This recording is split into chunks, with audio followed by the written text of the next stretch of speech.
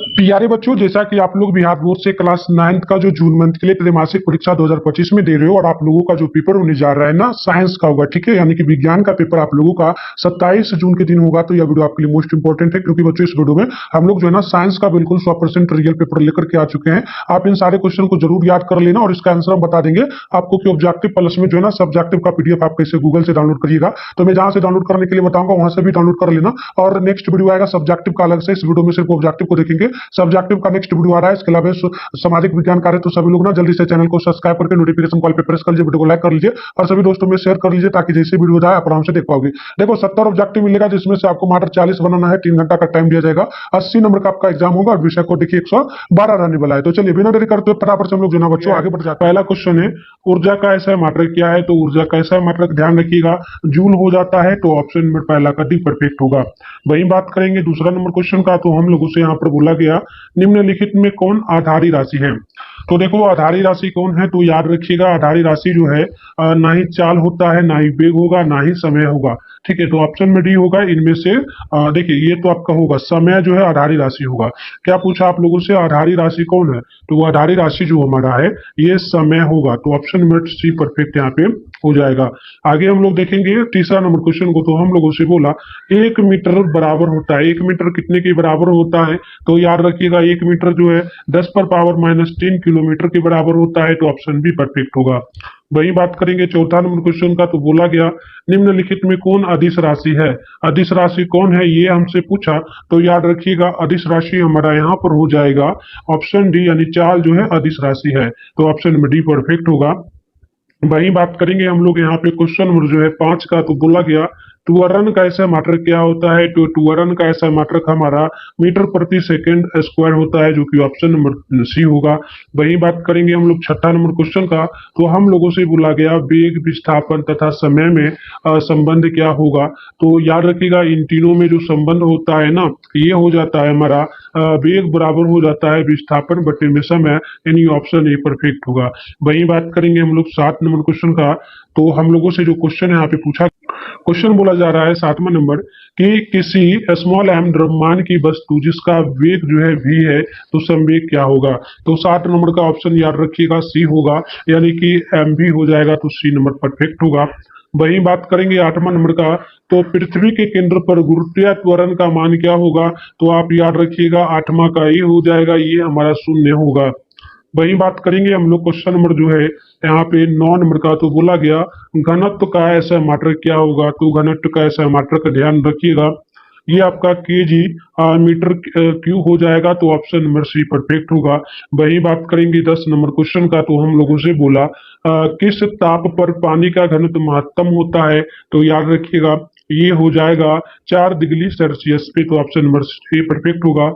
वही बात करेंगे हम लोग 11 नंबर का, तो संपीड़ित कमानी में धारित ऊर्जा होती है।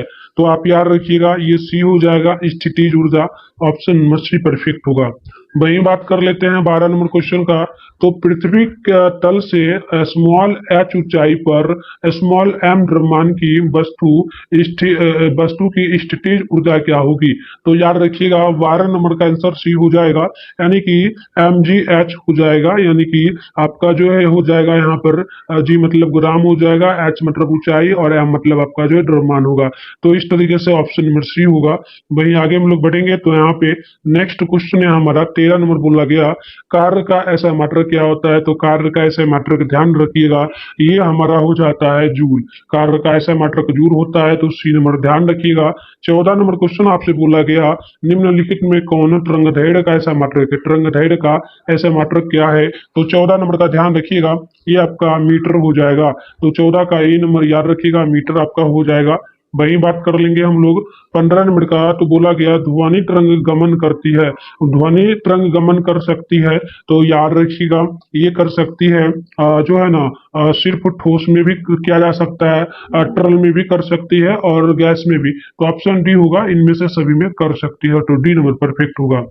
वही बात करते हैं हम लोग 16 नंबर का, तो बोला गया दो क्रमिक संपीड़न के बीच की दूरी क्या होगी? तो याद रखिएगा ये हमारा जो है ना डेल्टा हो जाएगा, तो सी नंबर परफेक्ट होगा। वहीं बात कर लेते हैं 17 नंबर क्वेश्चन का। तो संवेग यानी स्मॉल पी एवं गतिज ऊर्जा स्मॉल के में संबंध क्या होगा? तो याद रखिएगा इन दोनों में संबंध हमारा जो है हो जाएगा के बराबर में जो होगा ना पी का स्क्वायर बटे में एम 2m का स्क्वायर। तो ऑप्शन नंबर सी परफेक्ट होगा। वहीं बात कर लेते हैं नेक्स्ट क्वेश्चन हमारा 18 नंबर बोला जा रहा है। बोला किसी वस्तु का घनत्व बराबर होता है, तो कोई भी वस्तु है तो उसका घनत्व होगा द्रव्यमान बटे आयतन के बराबर। तो बी नंबर ध्यान रखिएगा। वहीं आप देखेंगे 19 नंबर को। तो निम्नलिखित में कौन समान वायुमंडलीय दाब है? समान वायुमंडलीय दाब क्या हो सकता है? तो याद रखना है अब पारा का जो है ना 76 सेंटीमीटर, यानी ऑप्शन सी परफेक्ट होगा।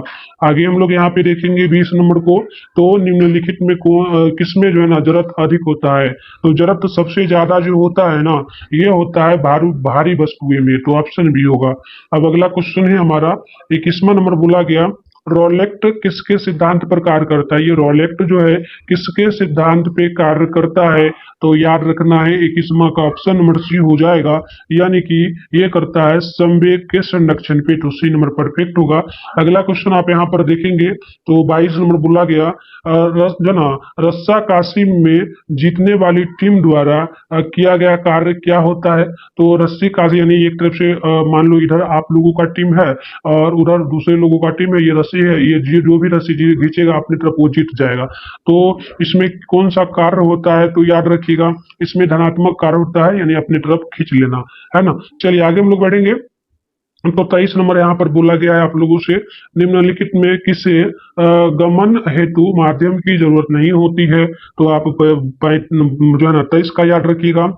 बी नंबर हो जाएगा प्रकाश के संचलन के लिए। तो ऑप्शन नंबर बी परफेक्ट यहाँ पे होगा। आगे बात कर लेते हैं ना, अगला क्वेश्चन है हमारा 24 नंबर की स्पष्ट प्रतिध्वनि सुनने के लिए मूल ध्वनि तथा परावर्तित ध्वनि के बीच समय का कम से कम कितना होना चाहिए? तो याद रखिएगा 24 नंबर का आंसर हमारा यहाँ पे हो जाएगा डी, यानी कि ये हमारा हो जाएगा 0.1 सेकेंड। ऑप्शन डी होगा। आगे हम लोग यहाँ पे बात कर लेते हैं नेक्स्ट क्वेश्चन का। तो 25 नंबर बोला गया आपसे कि निम्नलिखित में से किस तरंग का उपयोग धातु की भारी रचनाओं में दरार का पता लगाने के लिए होता है? तो 25 का आंसर आप याद रखेंगे, ये प्राश्रय तरंग होगा। ए नंबर परफेक्ट होगा। अगला क्वेश्चन यहाँ पर देखिए आप लोग 26 नंबर को। तो ये आपसे पूछा क्या गया, किसी गतिशील पिंड का वेग आधा करने से उसका वेग क्या होगा? तो आप 26 का याद रखिएगा, ऑप्शन ही होगा, यानी आधा ही हो जाएगा। अगला क्वेश्चन आप देखेंगे 27वां नंबर बोला गया आपसे कि किसी ठोस पदार्थ का सीधे वाष्प में परिवर्तन क्या कहलाएगा? तो ये कहलाता है जो ना ऊर्ध्वपातन। ऑप्शन डी होगा। वही बात कर लेते हैं 28 नंबर क्वेश्चन का। तो खड़िया क्या है? तो खड़िया जो है ये यौगिक एक प्रकार का। तो बी नंबर ध्यान रखिएगा। वही अगला क्वेश्चन आप देखेंगे 29 को। निम्नलिखित में कौन रासायनिक परिवर्तन है? तो रासायनिक परिवर्तन ध्यान रखिएगा, ये आपका कोयले का जलना हो जाएगा। तो ऑप्शन नंबर सी होगा। वही हम लोग बात करेंगे ना 30 नंबर का। तो निम्नलिखित में कौन तत्व नहीं है? तो तत्व कौन नहीं है? तो ध्यान रखिएगा कागज जो है ये तत्व नहीं है। तो सी नंबर परफेक्ट होगा। आगे हम लोग बढ़ने से पहले वह प्रक्रिया जिसमें इत्र की गंध वायु में चारों ओर फैल जाती है क्या कहलाएगी? तो याद रखिएगा 31 नंबर का भी होगा, विसरण कहलाता है। वही अगला क्वेश्चन आप यहाँ पर देखेंगे तो हम लोगों से 32 नंबर पूछा निम्नलिखित में किस विधि द्वारा कपूर को शुद्ध रूप से प्राप्त किया जा सकता है? तो शुद्ध रूप से हम कपूर को किस विधि के द्वारा प्राप्त कर सकते हैं? तो याद रखना है आप लोगों को, ये हम लोग ऊर्ध्वपातन के द्वारा कर सकते हैं। तो डी नंबर होगा। वही बात कर लेंगे ना 33 नंबर का। तो बोला गया शुष्क बर्फ क्या है? तो शुष्क बर्फ जो है आप ध्यान रखिएगा, ये हो जाएगा ठोस जो कि CO2 में होगा। डी नंबर परफेक्ट होगा। आगे आप यहाँ पर देखेंगे क्वेश्चन नंबर 34 को। तो किसी पदार्थ के इकाई आयतन के द्रव्यमान को क्या कहते हैं? तो 34 नंबर का आंसर ये हो जाएगा, यानी कि घनत्व कहलाता है। अगला क्वेश्चन आप यहाँ पर देखेंगे 35 को। तो निम्नलिखित में कौन सा एक ऊर्ध्वपातित पदार्थ नहीं है? तो 35 का ऑप्शन आप डी नंबर ध्यान रखिएगा, ये जल नहीं होगा।